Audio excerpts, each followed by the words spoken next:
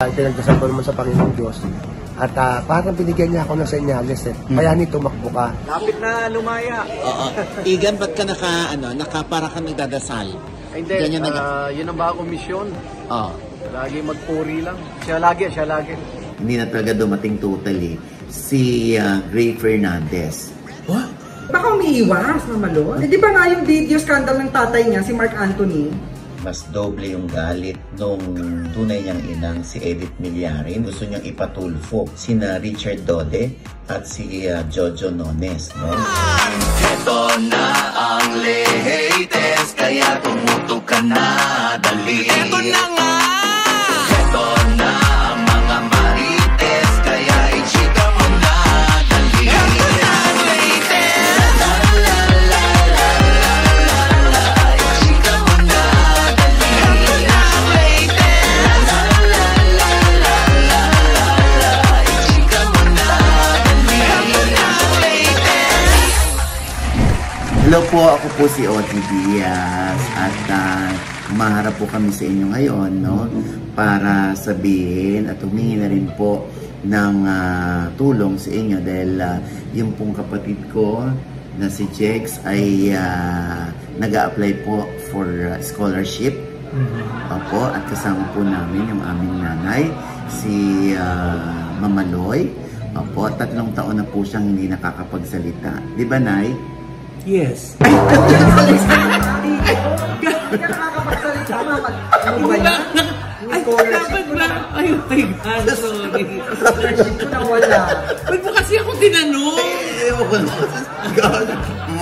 Gano'n ka sana. Hello, mga ka-apitid po ang inyong mga lingkod. Ano ba si Mama Loy? Ano ba si Jex? Ito naman po si Papa O, si Oti Diaz. Ano pa nga ba? Ang lagi niyong inihirit sa ay! Ichika mo na!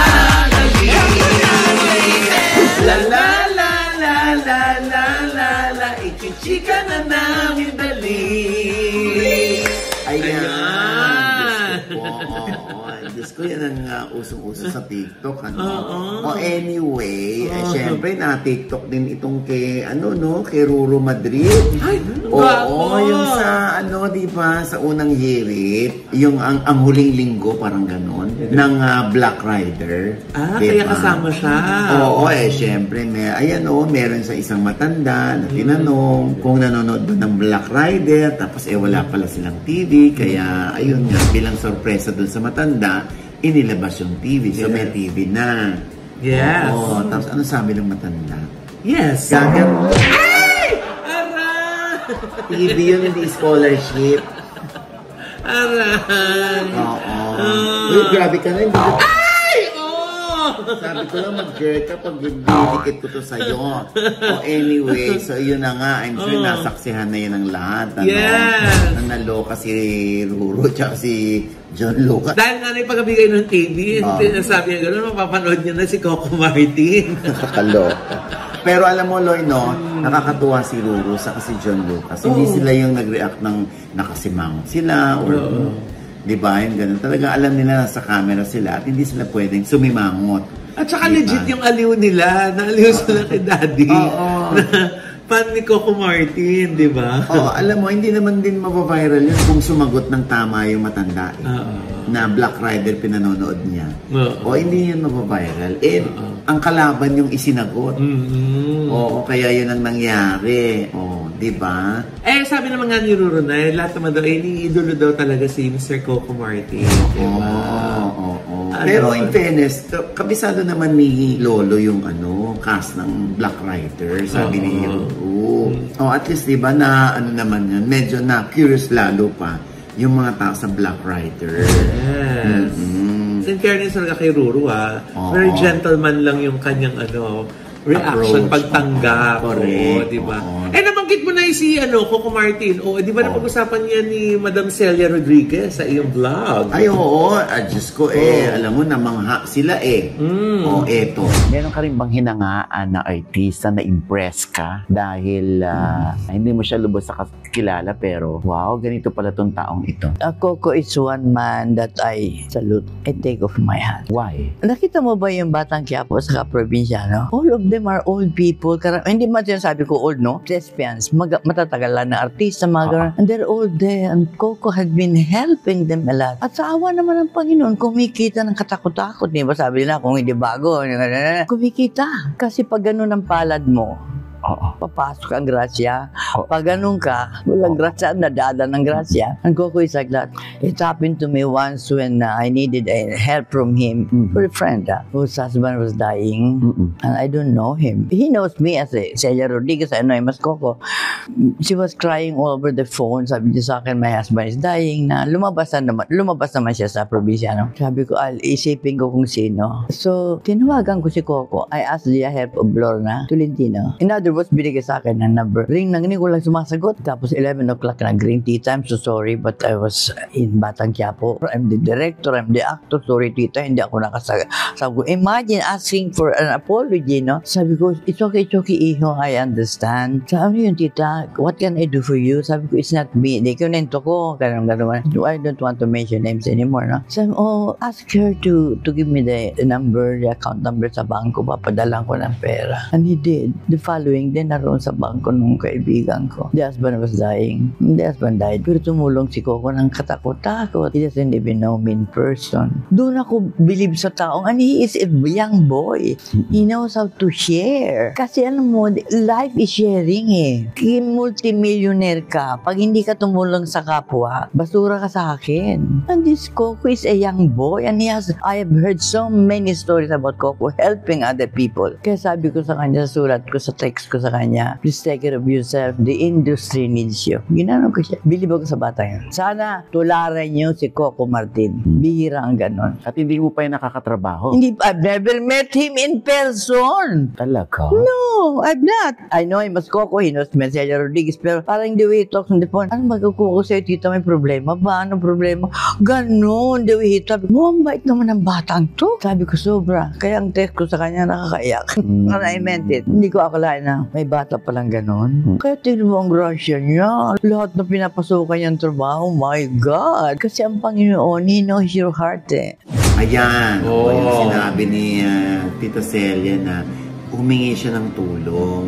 Hindi para sa sarili niya, kundi para sa kaibigan niya. Namatay na kasi yun yung tinulungan ni Coco na naratay sa ospital. So, yung hospital bills lumobo. So, yun nga, nung nakausap ni Tita Celia si Coco, hindi nagdalawang salita si Tita Celia at tumulong si Coco. Kaya diba, sabi nga ni Tita Celia, the industry needs Coco. Yes. Diba? And we're so happy that he is here. Diba? Oo. Si Bayani, hindi alam ng iba tumutulong din. Oo. Pero syempre, may naibahagi sa atin si Bayani. Oo. Si Bayani, ang Bayani raw ay tatakbo. Ilang kilometro daw, Kaka, hindi sa, takbo. Fun run. Tatakbo siya sa politics. Ay! Tulo? Oo. Tulo? Yes. Saan? Siyempre, na-corner natin si Bayani, hindi siya pwedeng pumalag sa akin. Oo. Otherwise, di ba, mawalan siya ng career sa akin. Hindi, joke lang. Hindi, pinagtapat naman ni Bayani. Eto. Hi, Annie. Kumusta ka na? Ay, okay naman nandito. Nagtitaping, kasama ka. Tawa ko ng tawa sa Excel niyo. Ayan, ako syempre, ito naman na hindi nakakatawang balita, pero nakakatuwa. Gaano katotoo na ikaw ay tatakbo sa susunod na eleksyon? Ay, totoo po. Kasi alam mo, kinonsulta ko yung mga kapatid ko, yung asawa ko, dahil gusto ko talaga makatulong sa ating mga kababayan. At siyempre kung wala ako sa posisyon, maaaring hindi ko ito mabigyan ng 100% na pagtulong. Kaya nag-decide po ako at pinagdasal ko naman sa Panginoong Diyos. At parang binigyan niya ako ng senyales Kaya nito tumakbo ka para dyan ka at marami ka matutulungan na mga mahihirap na nangangailangan ng tulong. Lalo na ngayon na talagang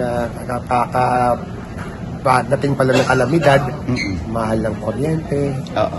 tuition fee, mahal ng tubig, ang basic needs. So yung mabigyan man lang natin sila ng pangangailangan din sa araw-araw. At ako, bilang inyong lingkod bayan, maglilingkod po sa inyo ng tapat at 100%. Ayan. So, curious sila, I'm sure. Ano kayang tatakbuhin ni Bayani? Tupad party list po. Tupad party list. Party list. Kaya nagtayo na rin kami ng Tupad Kahilingan sa social media. Tupad Kahilingan, FB page, meron na rin po kami. At saka yung Bayani at Bayani, FB Live. Nilalagay ko naman po sa mga platforms ko, sa lahat, sa IG, sa TikTok, sa vlog ko, at sa aking mga Facebook. Abangan niyo lang po kung ano yung mga araw na kami magbibigay ng tulong. Sino nagtulak kay Bayani? Bakit siya Matagal na tugi. Alam mo, mga 4 years ago pa, meron na rin ako nating tulong sa kanila doon sa FB page ko. Namimigay ako ng mga... Nung nauso yung delivery, namimigay ako ng motor every month. Palagay ko, hindi pa ako handa that time. Kaya hindi ko pa pinuwersa yung sarili ko para sa pagtakbo. Pero ngayon, talagang pinakitaan na ako ng senyales. Pati yung dasal ko, lahat ng gusto ko mangyari, natutupad, lahat ng hinihiling ko, nangyayari. So sabi ko, it's about time. And I'm 55 na. Siguro, kailangan naman akong magbigay ng legacy na tumulong sa kapwa ko. Hindi yung puro lang pagpapatawa, kundi pagtulong naman sa kanilang mga pangangailangan. So gusto mong tuparin? Magkaroon ng katuparan? Magkaroon ng katuparan yung aking pangarap na tumulong sa aking mga katupad. Oo, ayan. So ibig sabihin, pag tumakbo ka, hihinto ka muna sa pag-artista? Oo. Yun nga yung sinasabi ko, Ki. Ano ba, ipili ako, ito bang pagpapatawa, pag-artista o paglilingkod naman sa mga tao bilang kanilang lingkod bayan. Doon ako dinala ng aking mga dalangin at dasal. Dahil siguro, sabi niya, 55 years old ka na, pagpatawa ka na, kapagpasaya ka na, tumulong ka naman at sa ating mga kababayan na ngayon ay talaga pong maraming nangangailangan ng tulong. Sure pala. So siya ay nominee sa Tupad Party.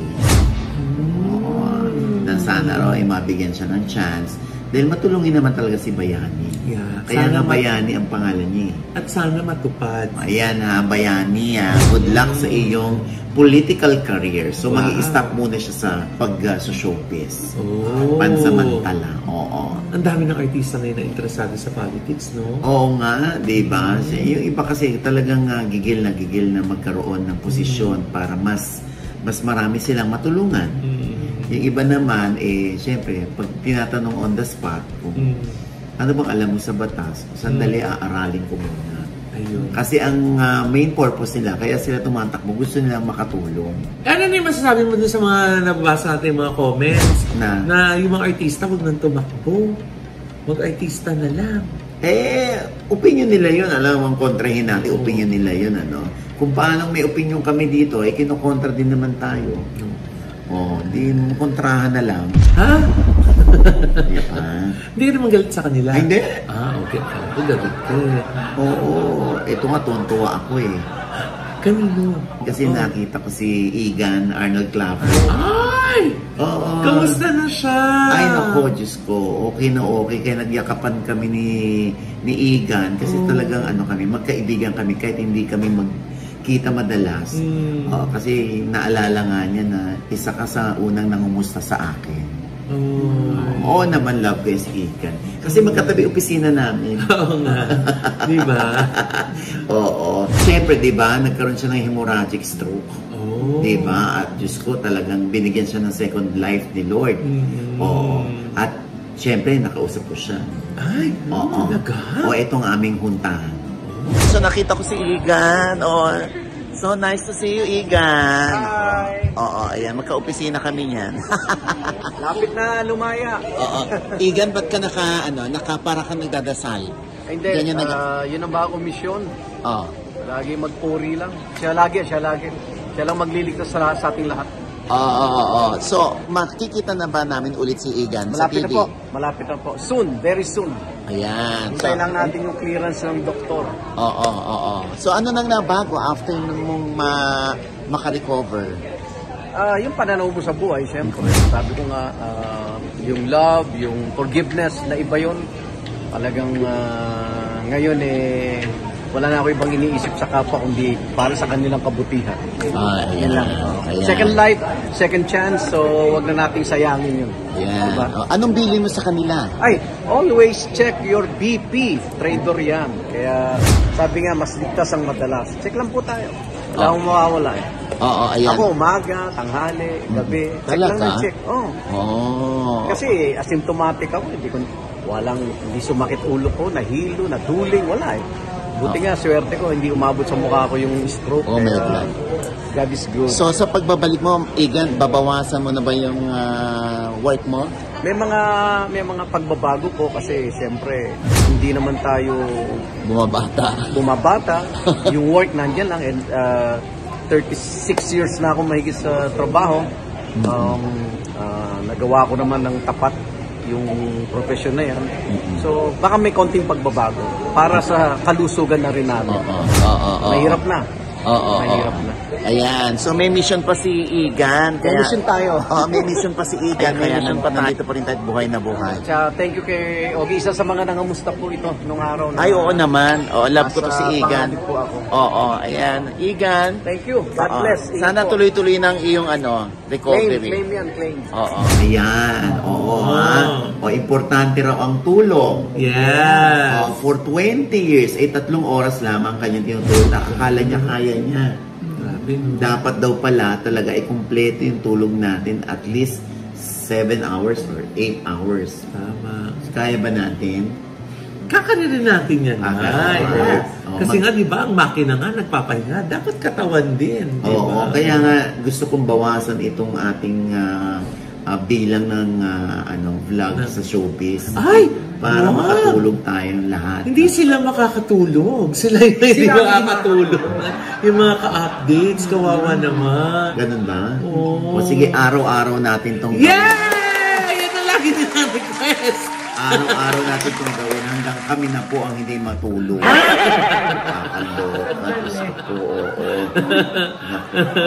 Anyway, basta kami natutuwa dahil ayun na nga at papalakas na ng papalakas si Igan Arnold Clavio at binigyan na siya ng busig na ng doktor na siya'y magtatrabaho na. Wow! After a few weeks. Ayan.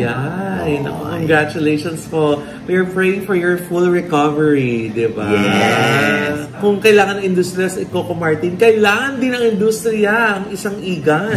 Oo, magbe-behave na raw siya sa kanyang mga opinion. Sabi niya, akala ko matutulog na siya.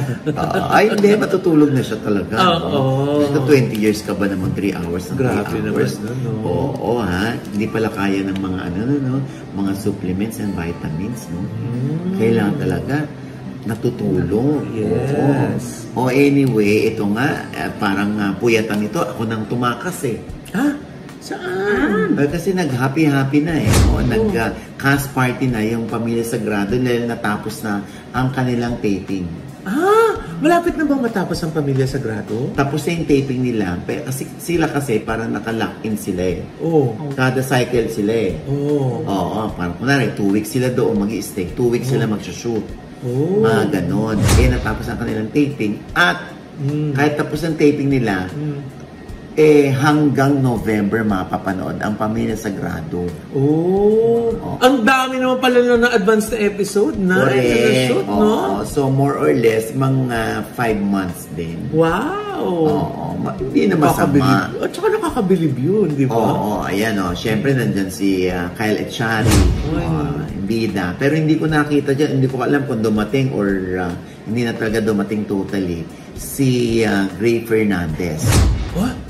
Bakit kaya? Kasi bida sila ni Kyle Echari doon, di ba? Oo nga, bakit wala siya? Baka umiiwas, Mamalon. Umiiwas.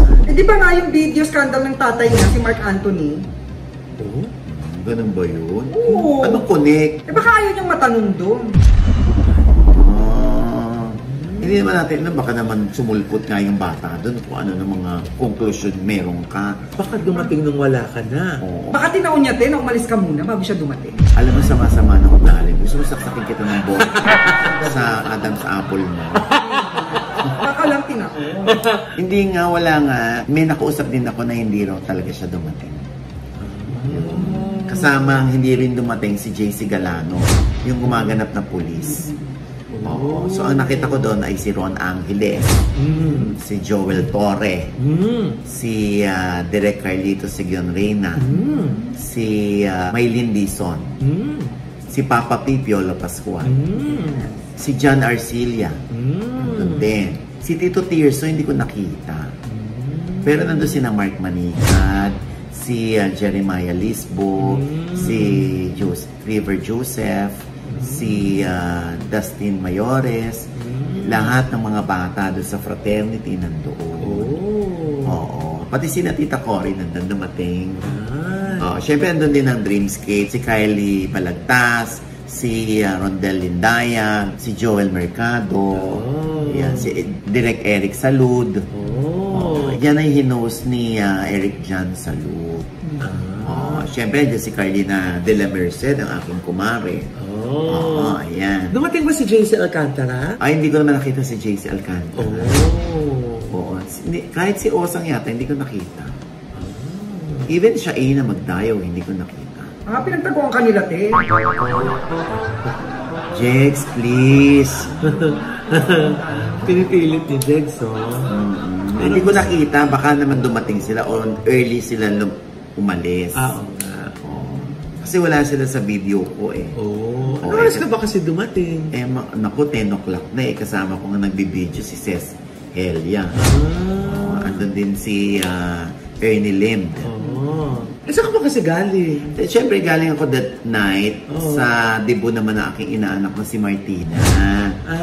Kasama si Ces at si Ernie. Kay Ernie kasi kami nakasakay. Kaya nadamay na rin si Ernie. Pero natutuwa tayo sa Pamilya Sagrada dahil na-invite tayo doon. Parang may pinaparinggan ka na naman, te. Wala Ito sasampalin kita. Kung ayaw nila tayo imbitahan, iliwak. Diba? Tama. Ano pa tama? Kahit naman hindi tayo na-imbitahan dito, nakakarating pa rin sa atin ng mga chika. Yes.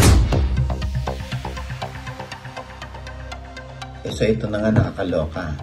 Kung galit na galit yung stepmom ni Sandro Mulak, mas doble yung galit nung tunay niyang inang si Edith Milyari na ngayon ay nasa US. At ang balita natin, na talagang nag-iiyak sa phone, si Edith. At ayun na nga, parang bigla itong nakapag-dial na gusto niyang ipatulfo sina Richard Dode at si Jojo Nones, At isa pang nabalitaan natin, hindi lang daw si Sandro Mulak ang chinachat ng isa sa dalawa, kina Richard at kay Jojo that night dahil meron pang iba na hindi kasama daw dun sa GMA Gala. Kasi nga, doon sa gala, di ba may kanya-kanya silang hotel, room. Magkakalapit yun, Marriott, Resorts World, tsaka Vermont. Nasa Vermont, si Jojo at si Richard.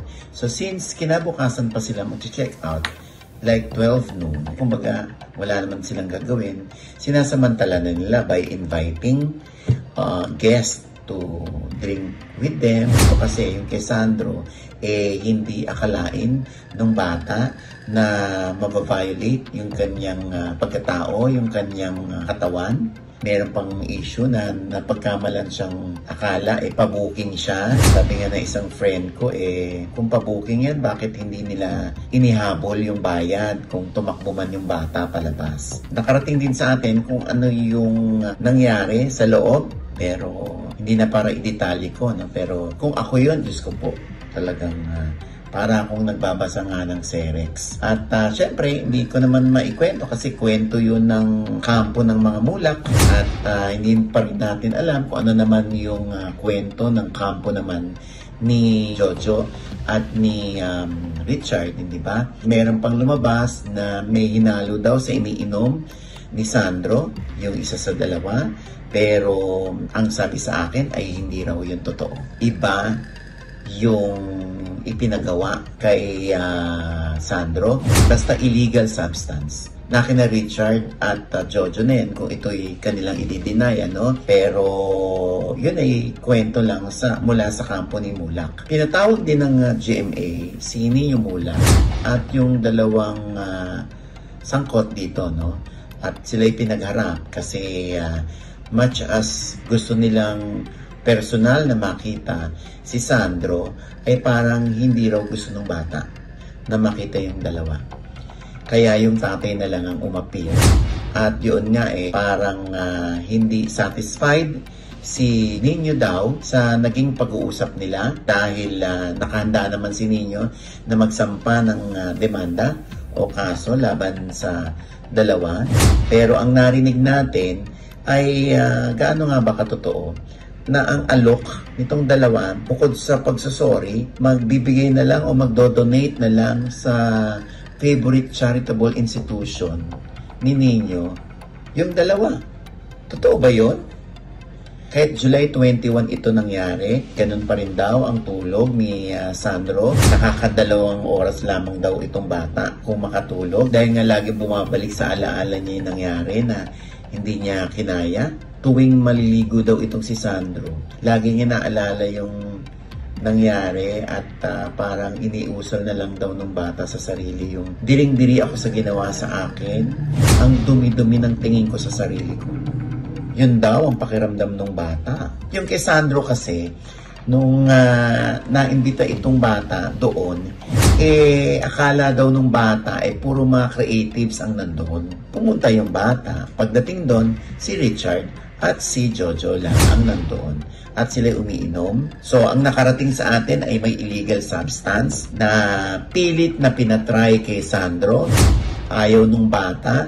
Kaya lang na-corner yung bata. Yun nga ang nangyari. So, nagkaroon ng parang hallucination yung bata. Ayun na, according sa kwentong nakarating sa atin, na-violate na yung kanyang pagkalalaki. Ganun pa man, ang legal counsel ni Jojo at ni Richard ay nagbigay naman ng statement. At ito nga yung statement, no? Our clients are deeply saddened by the serious allegations hurled against them circulating on social media. And though these allegations do not mirror the true accounts of the event, we would like to reserve the right to respond in a proper forum when we receive a copy of the formal complaint.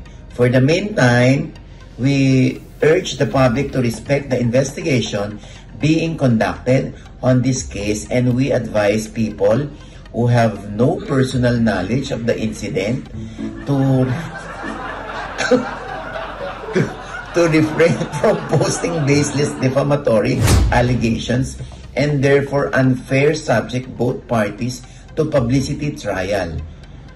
Mula yan sa kanilang legal counsel na si Attorney Maggie Abraham Garduque. Okay, so mukhang ito'y aakyat na nga sa legal, ano? Aakyat na nga ito sa korte. Ito'y ating antabayanan, ano? At sana nga si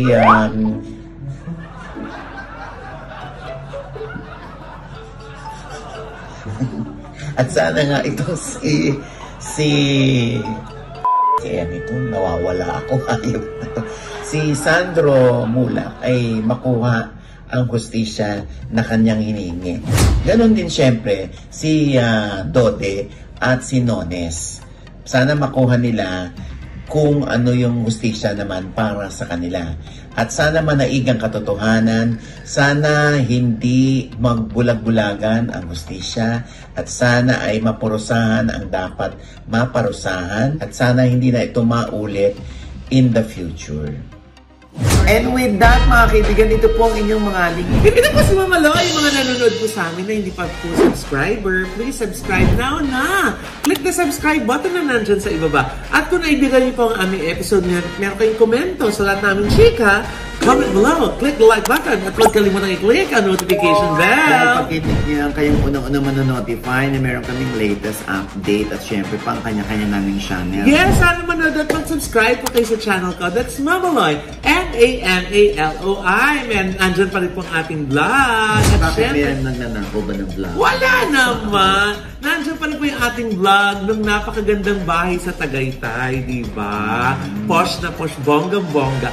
pwede yung bisitahin pagbukas na ang Airbnb, di ba? At syempre, nais na nagpapasalamat na kay Dr. JC Solis ng Gorgeous Smile Dental Clinic para sa aming gorgeous na mga ngiti.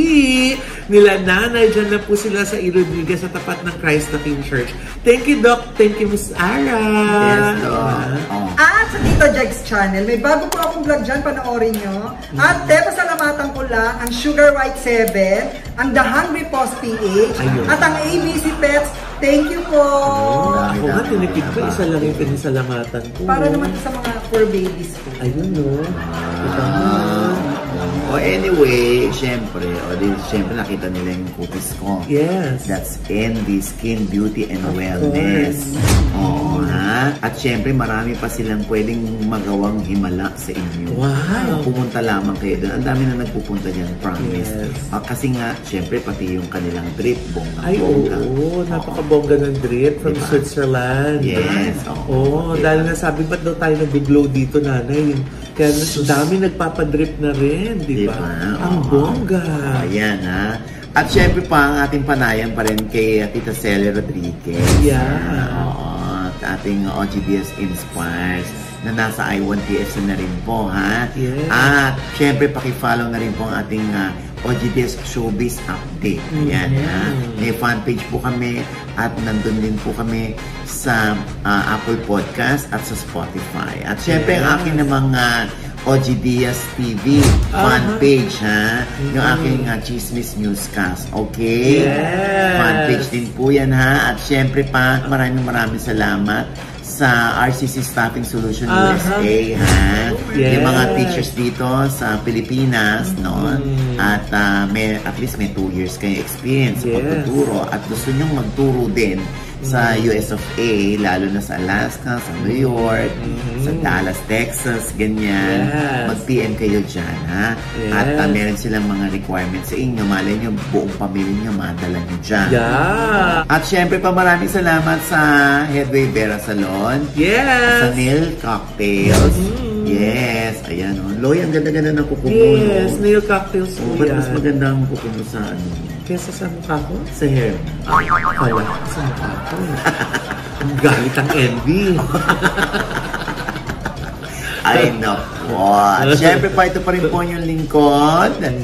Papa Owasin Oji Diaz na lagi nagsasabi at nagpapaalala sa inyo na sa tuwing gigising po tayo tuwing umaga, wag na wag po tayong makakalimot. Ay, na magpasalamat sa Panginoon dahil tayo kanyang ginising. Ibig sabihin, may mission pa rin po tayo sa buhay.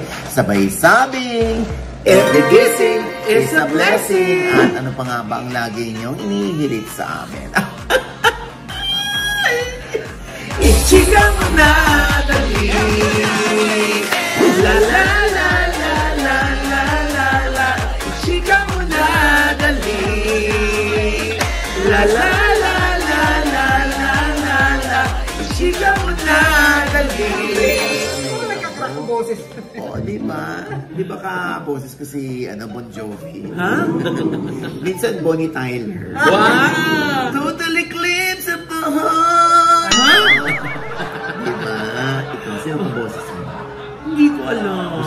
Gusto mo mapatinig ka. Yung gusto ko yung yung talagang... Mariah. Ah, Mariah? And I give my all to her. Mariah. Marumi.